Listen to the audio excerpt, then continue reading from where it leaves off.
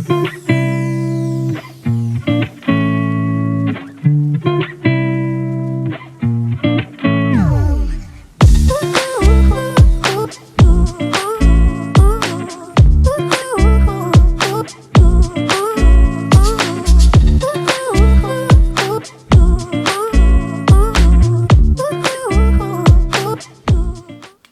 hello, and welcome to this episode of Learn Everyday English, your roadway to English proficiency. Well, I can say, hey, it's been a while. It's been a long time, or I could say long time no see. And I know it's been my fault. I haven't uploaded a video in quite a while. I don't know how many months, but I decided to get back on to the channel, or I could say I've decided to jump back into it. That means I've decided to continue doing it again because I got encouraged. I saw some statistics about my YouTube channel, about this channel, Learn Everyday English. And I haven't been, monitoring it. I didn't know what was really going on. I wasn't looking at it. But I found out that I have over 4,000 subscribers now. And I guess sad to say, and I'm sorry about it, I guess I haven't been looking at the channel. And I didn't realize that the channel has still been increasing in subscribers, even though I haven't been doing anything. So I said, well, let me get back into the channel and making some more videos. So that's what I'm doing today. And I was looking at the data that YouTube gives me, and it said that last month in August I had 200 new subscribers. And I said, wow, 200 new subscribers in 1 month. That's pretty good. So if I start making videos again, maybe the number of subscribers per month will be even more, and the channel will start to grow faster. Maybe it will start to grow, we say, exponentially, so who knows. But I think in order to do that, you need a viral video, and I don't know if videos about learning English really go viral that often, but we'll see. But hey, before I get into the topic of this video, or I can say get into the meat of the matter, before I get into the meat of the matter, like meat that you eat. That means the meat of the matter is like the main topic, the main subject, the serious stuff. There's 3 things you can do for me. Hey, like the video, subscribe, and tell your friends about it. Well, I'm going to make this video kind of brief. I just wanted to chat with you and let you know what I've been up to. Not what I've been down to, but what I've been up to. What I've been up to means what have I been doing. Or I could say, hey, what's been going on with me, or how it's been going with me. That's all kind of means all the same thing. So I want to tell you what things I've been doing in my life, if I've been staying busy. And so you'll know I just didn't drop off the face of the earth. I didn't drop off the face of the earth. I'm still, we say in English, I'm still alive and kicking. Which is a good thing. Because if I weren't alive and kicking, I'd be 6 feet under. That's another expression. I'd be 6 feet under, which means I'd be buried and in the ground, and that wouldn't be a good thing because I couldn't be recording this video. Kind of a little joke, but that's reality in life. And we have an expression in English that says there are only 2 things that are certain in life: death and taxes. And maybe you have a similar expression in your language or in your country. But let me tell you what I've been doing. And I guess the reason I stopped making videos was I was a little bit kind of down or despondent, not maybe sad. I guess I wasn't getting the views that I wanted to be getting, and I didn't know if I was really impacting a lot of people's lives. I know I was getting a lot of good comments. I didn't know exactly, though, how much of an impact the channel was making. I'm sorry I'd kind of just dropped off suddenly. And then, but two, I got kind of busy. I had a lot of other things going on in my life. Not anything bad, but just a lot of activities, interests, things that I was doing. And I felt I needed to kind of focus more on some of those other things. So these are the things that I've been doing. And the first one is something I've always done, and I'm not going to stop, but I'm still studying Spanish. I'm still studying Spanish. I could say I have been plugging away at it, or I keep plugging away at it. That means I just keep doing it. I keep trying to be constant and consistent. So in English there's an expression, hey, just keep plugging away, just keep at it, just keep at it, just keep doing it, just keep doing it. So I'm plugging away at Spanish. I'm still passionate about it. I do it every day. I listen to podcasts, I watch videos, a lot of YouTube videos. I read some books and novels. So let me see what I do. I talked to a friend of mine, Victor, in Mexico City, usually about once a week on iTalki.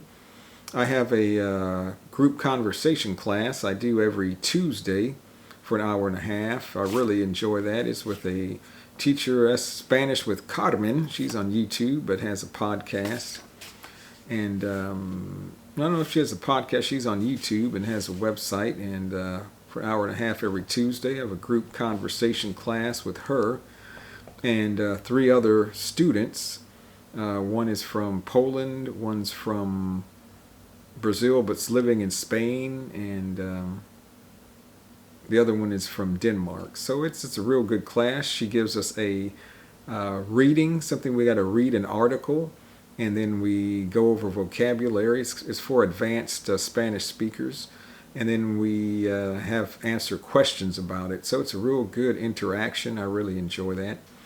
And usually about once a week, I maybe have another either iTalki lesson just for conversation, because that's what I'm focusing on now. It's just mainly improve my conversation ability. Or I have an interchange like with somebody that wants to learn English, so we help each other out. I've known some of these people for a long time, so I do that. So about say at least 3 times a week I'm having conversation or interacting with people online, trying to improve my Spanish. So that's number 1 I've been doing, and like I said, I do that every day, so that takes up time. I don't have it on the list, which I kind of forgot to put on the list, but I'll say maybe number 2 is I try to exercise and work out. So I do that because I've told you about this before, but those that may be watching for the first time, I have a chronic health condition, which it helps me if I exercise. So I try to walk, and maybe not every day, but at least maybe 4 or 5 times a week. I walk for about an hour. I do 2 miles. I come back. I lift weights. And I maybe do some Tai Chi, so that takes at least an hour, hour and a half every day to walk and lift weights and exercise. Plus studying Spanish, I'd say at least an hour a day, so maybe 2 sometimes if I have time. And the third thing that I'm doing, or I was doing when I stopped making these videos, I was heavily into ham radio. Heavily into, that means I was doing it a lot. I had a good interest in it, and I was passionate. So I was listening to the ham radio and talking to people all over the world on my ham radio, and I was doing that every day almost. So maybe at least 30 minutes, an hour a day. That was taking up a lot of time. But I kind of stopped doing that recently because I realized, and this is another expression in English, that I was spreading myself too thin. I was spreading myself too thin.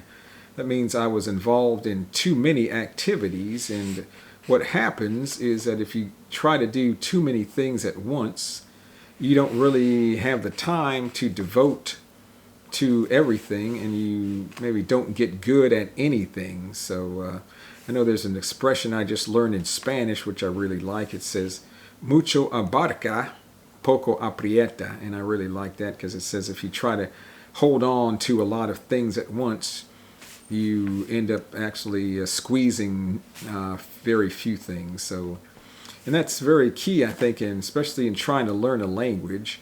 You need to be dedicated. You have to do it consistently and constantly.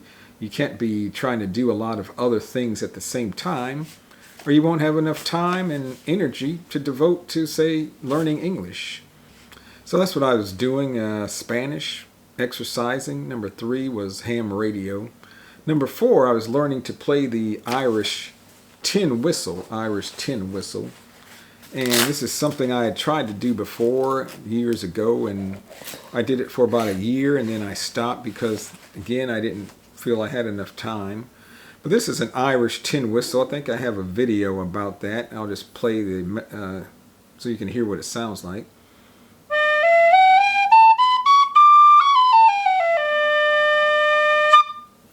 So that's Irish tin whistle. So I'm learning to play this on my own, watching videos on YouTube.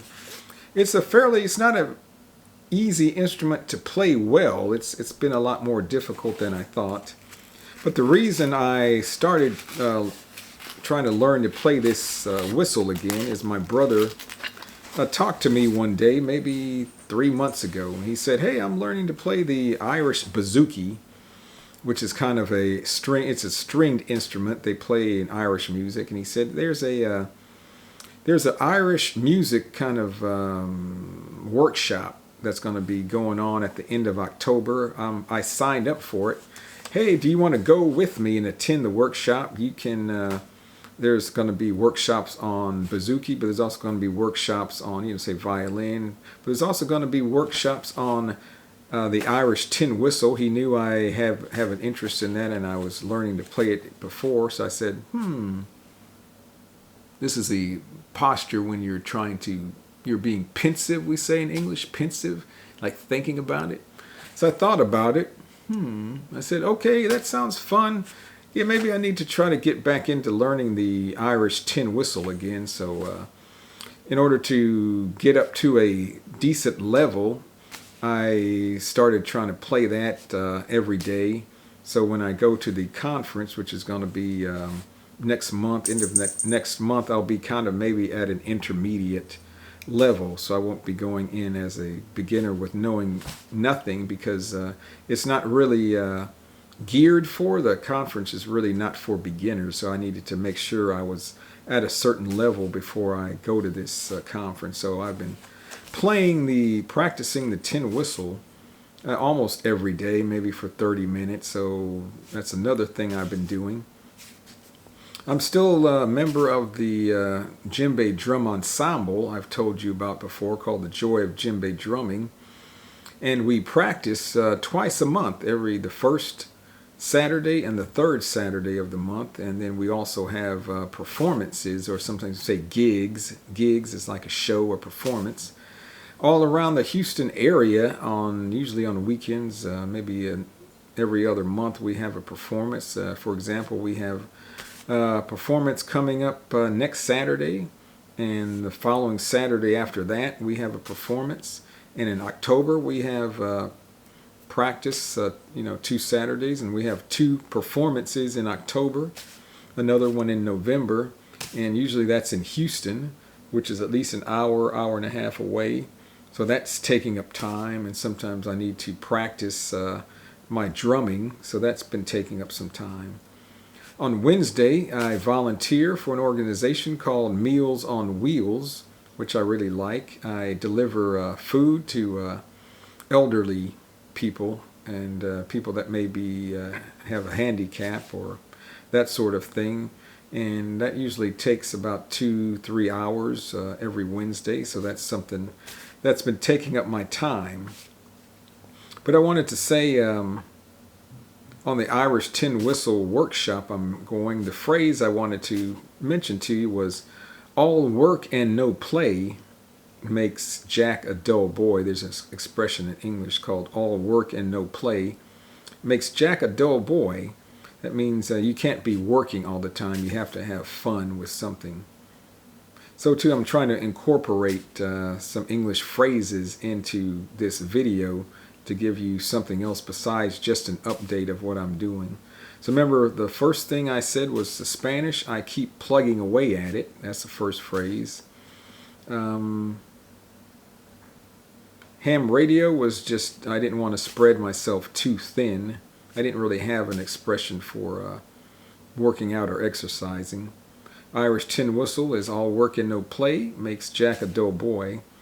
Then my drumming with the joy of Jimbe drumming, well, that's been just business as usual. Business as usual, that's something I was normally doing when I was making the videos before, and I'm still doing that. The Meals on Wheels is the expression I want to give you for that is you need to give back. You need to give back, or you need to give back to society. That means you need to help out other people. You need to use your talents and your time to help society. And also Meals on Wheels, I'm doing something else with that. There was a gentleman who was on my route. My route is just the homes that I deliver to, named Mr. Dunham. He's in his 80s. I think he's 82 years old now. And one time I delivered my meal to him. We always talk a little bit for about 5-10 minutes, and we become kind of good friends. And I noticed one day he was kind of out of breath. He looked tired. I said, "Hey, Mr. Dunham, what's going on?" He said, "Well, I walked to the mission." The mission is a place where they help people that are homeless, so that they may need food. They offer food, clothing, shelter to people that are in need. So he said, "I walked to the mission because I could get some extra food to supplement the food that I buy every month." And I said, "Wow, you walked to the mission?" And I knew where the mission was. It's probably several miles from where he lives, and he's in his 80s, 82 years old. I said, "Mr. Dunham, you shouldn't be walking to the mission. Hey, I'm retired. Hey, let me know. Here's my telephone number. The next time you need a ride, hey, call me, and I'll pick you up and take you, to where you need to go."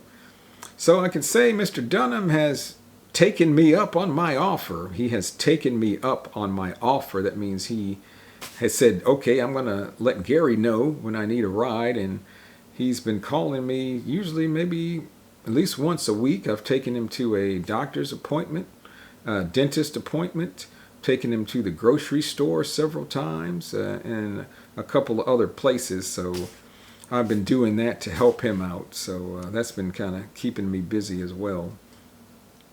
And speaking of the mission, my wife and I decided to volunteer at the mission to help the people there. And the expression I want to use for the mission is, it's been an eye-opening experience. It's been an eye-opening experience. That means I've been able to see things that maybe I haven't seen before. And what I started doing there is helping out at the mission, was helping them what we call data entry, or entering information into the computer system.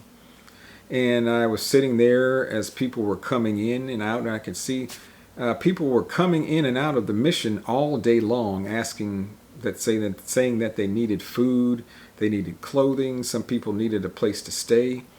And I was just really surprised at the number of people that needed help, people that needed assistance, people that needed a place to stay. Because normally we don't see these people, we don't interact with these people. And it's just been eye-opening, and it's been that's a good experience for me to help. So I've been doing the data entry, but then my wife was volunteering to help the director of the mission set up a training program for people that are staying or living there for a period of time. And they're trying to teach them life skills, like how to write a resume, how to handle or go to an interview, what you need to say. So she was helping organize this program, and they actually needed more help. So I told my wife, okay, well, instead of doing the data entry, I will help you and the director with trying to get this training program started at the mission. So now every Thursday and Friday afternoons for about an hour and a half, we go to the mission and we help organize or help set up these training programs on Zoom. There's a company that presents the information, and we set up the room, we set up the computer, and we kind of lead the discussion or lead the meeting. And it's another rewarding thing we do, so that's taking up more of my time. And the last thing I wanted to tell you about that I've been doing is I got a call, and this is an expression I'm going to use. I got a call out of the blue. I got a call out of the blue. That means it was unexpected. It came out of nowhere, and it was somebody I didn't know. And he had contacted me on Facebook, and he said, "I heard you used to teach Tai Chi." Excuse me, I got like something on my eye. "I heard you used to teach Tai Chi here in town before the pandemic, and I'm really interested in learning Tai Chi again. I used to do Tai Chi a couple years ago. I stopped doing it, but I really need to get back into it. And I heard you were the man. You were the person I needed to talk to and learn Tai Chi from." So I met with him at the local Starbucks, and I agreed, okay, well, I can start teaching again, maybe just you. He's a professor at the university here, and see how it goes. Maybe if there are other professors at the university that are interested, I could expand the class for more people, but initially let's just start off with 2 people, you and me, and we'll see how it goes.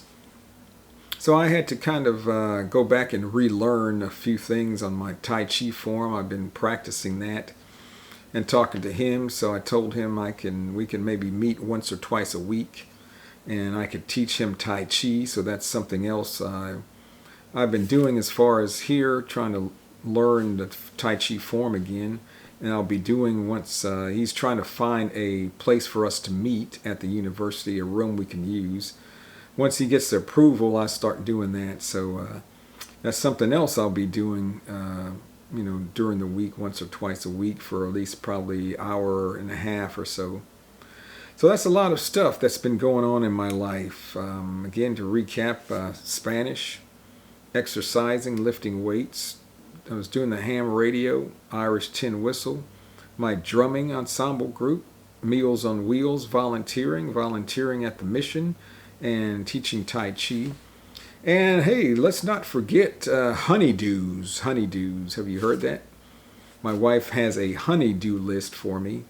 Honeydews are like, we have an expression in English, honey is a term of endearment. Say that your spouse calls you, "Hey honey," like "Hey dear," "Hey love." But honeydews is a list of things that usually a wife has for the husband to do. So we call that a honeydew list. Like, can you fix this, or can you cut the grass, mow the lawn, can you repair something around the house?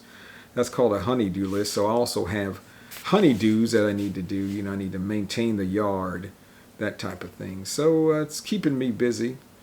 And sometimes I go on the weekend, hang out with or visit my brother, and we do certain things like that. So that's been keeping me busy, and that's why I haven't been doing any videos, recording any videos and uploading them. But I'm going to try to squeeze that in and see how it goes. So hope you learned a few things on this video, new expressions, and just to reconnect with you, and let you know, like I said, what I've been up to, what's been going on. So again, hey, if you like the video, like, subscribe, and especially tell your friends so that the number of subscribers can continue to grow. Hey, let me know what you think in the comments. I'll try to be more proactive and diligent in reading the comments. That's another thing I failed to do a lot, is to read the comments and subscribe consistently. But I'm going to make it a point to try to do that more consistently. So, hey, I'll leave it at that. I don't want to have this video go on too long. So, hey, have a good weekend. I'm recording this on a Friday. Maybe I can upload it tonight or tomorrow on Saturday. And have a good weekend wherever you are in this blue marble we call the world. And we'll check you later on Learn Everyday English. Hey, talk to you later. Hey, goodbye.